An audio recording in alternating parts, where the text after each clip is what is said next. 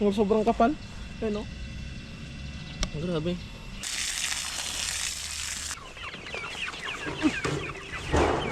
Kakagulat naman. Kala ko papakulan niya ako. Hey guys, good morning mga idol.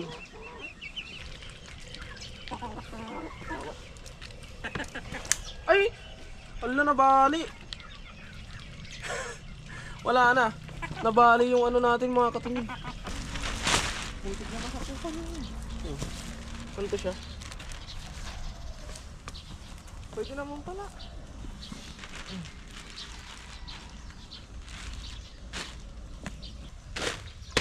Siyempre doon tayo sa makakatipid.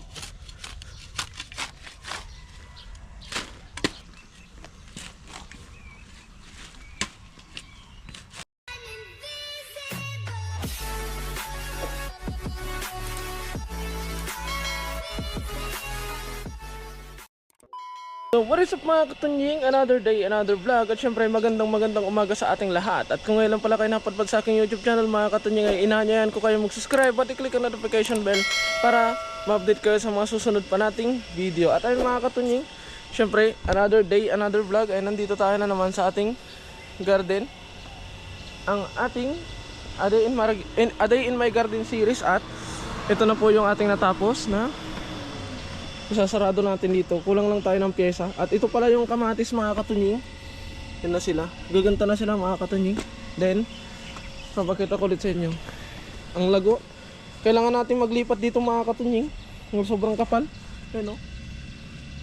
Grabe. Yan.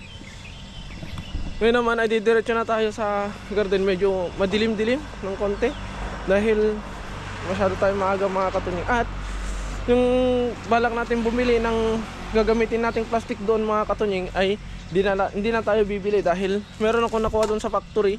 Ginupit ko na lang. Ito siya. Hindi siya black mga katunying pero ito try natin. So ito yung activity natin ngayon. Ang target natin ngayon mga katunying ay magawa natin yung sa pagtataniman natin ng parlang yun. Ito try natin to doon. Kukumutan natin yung nandito. Tsaran. Ito mga katunying. I-try natin kumutan to ngayon para mataniman na natin. Dahil nadurog naman na, kukumutan na lang. Pero bago natin gawin yun ay baka siguro mas okay na. Diligan muna natin. Nandito yung tubig. Nagdidilig pala muna tayo dito sa ating dito.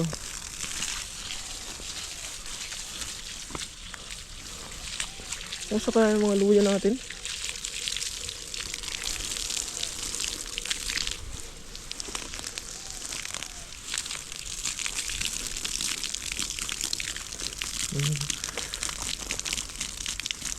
Nagkakabitak-bitak. Tumutubo na agad yung damo doon sa gilid, pero yung sa may mismong sinalandra natin wala pa. Mas okay nga yung in-advise nila sa atin mga katunying na ano, tawag dito, kumutan. Dahil meron pa rin kahit na sinalandra na natin, meron pa rin tumutubo. Didiligan muna natin tong dito, yung sitaw. Tapos ililipat natin yung tubig doon sa kabila para habang papakain tayo ng manok ay nagtutubig siya. Kaya nagpapatubig tayo. Ano naman, tutubigan natin bago natin takpan. Itong nasagi ko.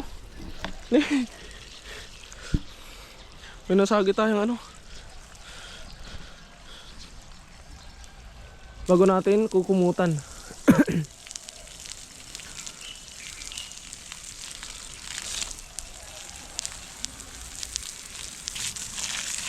Kukumutan natin to ngayon.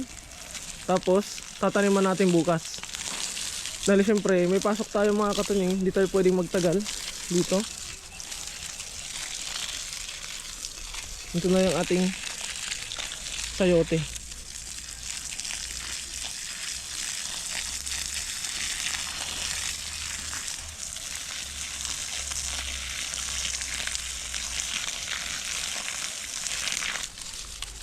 Open up your heart and see like me. Tapos pagkatapos natin, doon, ay pakakawala na natin tong tubig dito sa talong. Ayan. Dahil dito sa talong mga katunyay, kusa ng kakalat yung tubig. Tapos tayo naman ay papakain na tayo ng ating mga alaga. Nabranahin natin ang ating mga sisiw.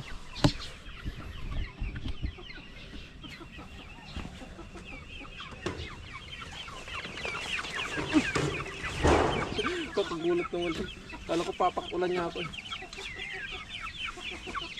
Hey guys, good morning mga idol. Ano na naman kayong pinagsasabi nito? Sabi yata.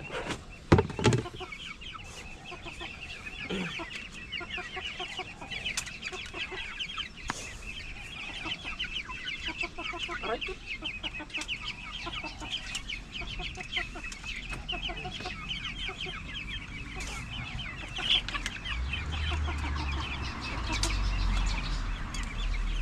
Medyo, kung makikita nyo mga katunyay, medyo parang makulimlim siya. Dahil madilim-dilim pa. Alas 6 pa lang ng umaga mga katunyay. Tapos kukunin na natin yung kanin mga katunyay dahil meron tayong kanin ngayon. Meron na tayong kanin dahil may pasok tayo kahapon. Yun.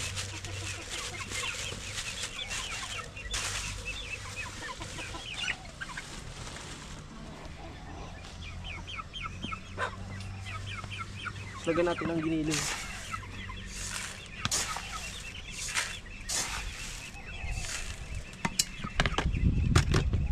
Tapos dali na natin sa loob na natin to hahaluin dahil may tubig doon.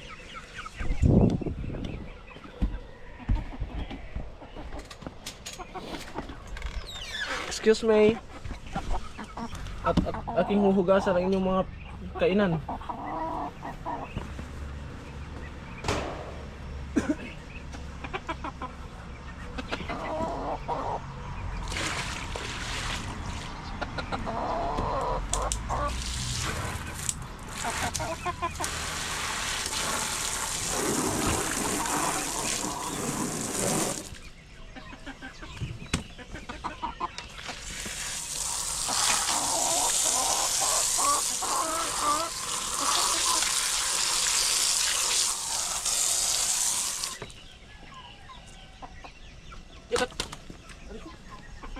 Tapos babasahin natin ito.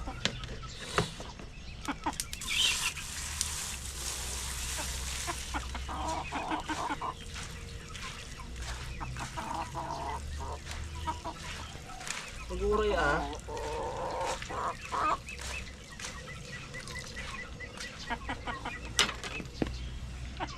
Ngalan.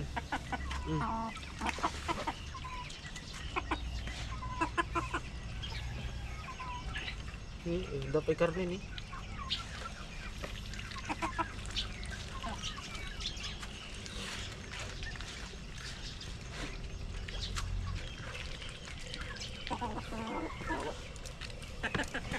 Ay! Wala na bali. Wala na. Nabali yung ano natin mga katunyay. Nakot. Ano na kaya to?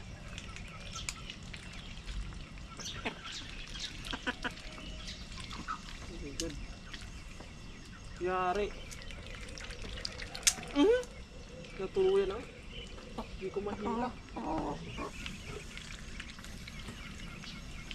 Wala na, nabali. Temporary. Nabali yung ano niya, mga katunyay.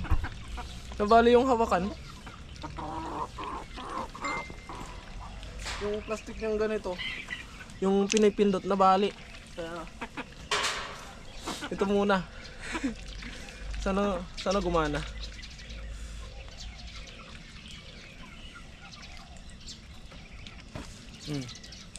Tapos pag ito na naman nabali, wala na. Try natin. Try lang natin. It doesn't work. Oh, di ba? At least we tried. Meron pa. Place lang sa kalam. Ay, lulus ko na to.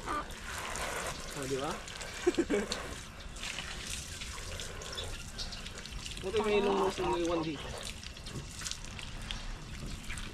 Ayun. Ay, wala pa lang dito. Maglalagay tayo ng tubig nila. Gamitin natin to. Yeah.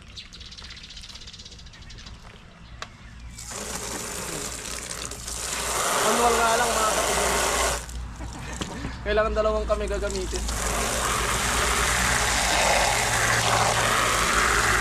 Ngayon mga katunying, natapos na tayo dito sa kanila, ay punta na tayo doon sa paplastikan natin. Saan na yung pala? Kailangan ko ng pala doon. At sana, kaso transparent to mga katunying, masisinagan pa rin ng araw yung damo. Ibig sabihin mabubuhay pa rin siya, pero hindi siya makakalabas. Kaya try lang natin. Wala namang masama kung susubukan. At least pag hindi okay, alam natin. Ilipat natin yung tubig. So pwede na naman tayo mamitas. Yan. Ito try natin dito mga katunying. Dahil marami-rami ito, gawa ng ginupit-gupit ko to kahapon. Ay, laglag. Ginupit-gupit ko to kahapon. Nung mayroon akong free time. Balikan to siya mga katunying. Tinansya ko na lang yung lapat. Muntik na masakupan yun. Ganito siya. Pwede naman pala.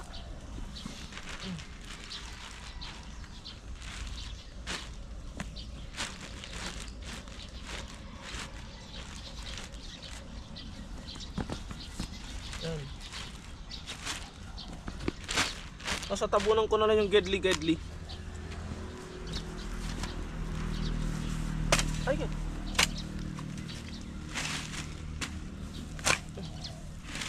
Yan.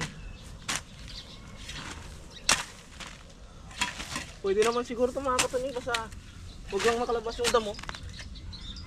Para kapag nagtanim tayo ay hindi gaanong madamo. You know? Wow. Magic. Kumuta na din sana natin yung pagtataniman natin ng kamatis mga katunying, kaso hindi pa natin nadudurog. Tapos ano pa, didiligan ko pa yun.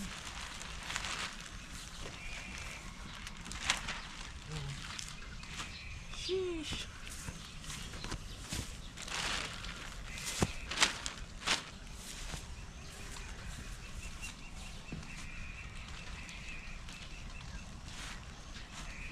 Okay, bulas. Okay naman pala itong mga katunying. Huwag na natin.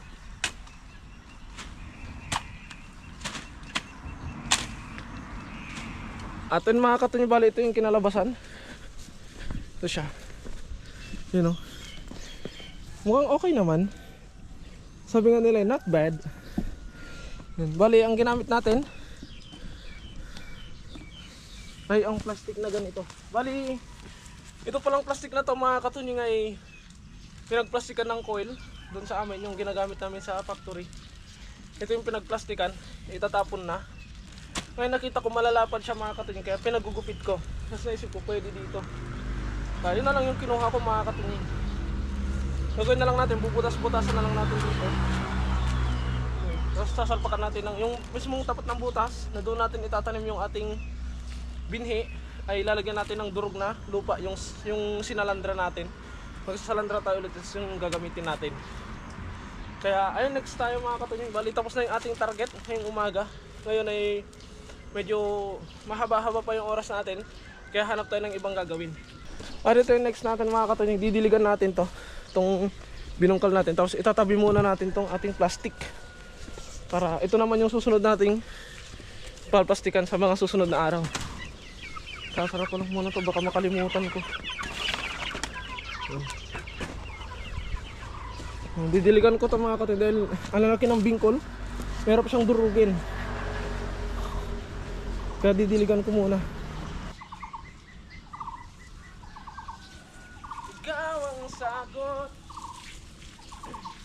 sa mga dalangin.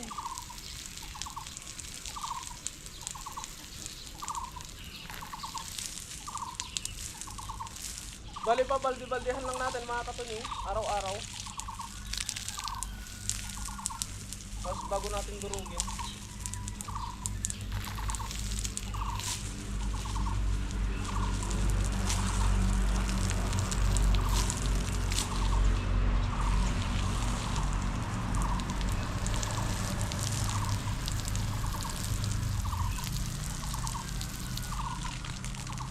Kaya ngayon naman mga katunying, dahil oras na naman ng ating pagpasok, ipapasok na ako sa trabaho, kaya hanggang dito na lamang muna ang update dito sa ating munting garden. At natapos naman natin yung ating target ngayong umaga.